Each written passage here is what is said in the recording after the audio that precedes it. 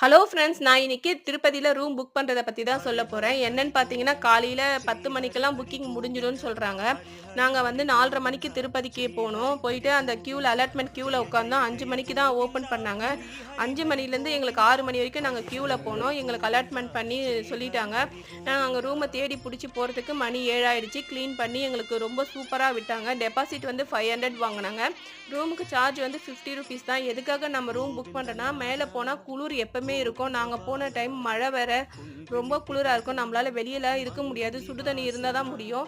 இங்க நல்லா ஹீட்டர் போட்டிருந்தாங்க. சுடு தண்ணியும் நல்லா சூடா வந்தது. குழந்தைங்கலாம் வச்சுட்டு பேகுக்கு ஒரு டோக்கனு, அதுக்கப்புறமா செப்பலுக்கு, ஃபோனுக்குன்னு தனியா அலைய முடியாது. நம்ம எல்லாத்தையும் ரூம்லயே வச்சுட்டு, சேஃப்டியா வச்சுட்டு, நம்ம நிம்மதியா சாமி பார்த்துட்டு வரலாம். ரூம் போட்டுட்டோம்னா, அதுக்காக தான் அதுக்கு நாங்க போற வழியில அன்னதானம் சாப்பிட்டுட்டு, சாமிய பார்த்துட்டு, திரும்ப ரூமுக்கு வந்து கொஞ்ச நேரம் ரெஸ்ட் எடுத்துட்டு கிளம்பிட்டோம். அதே மாரி நீங்க வேணும்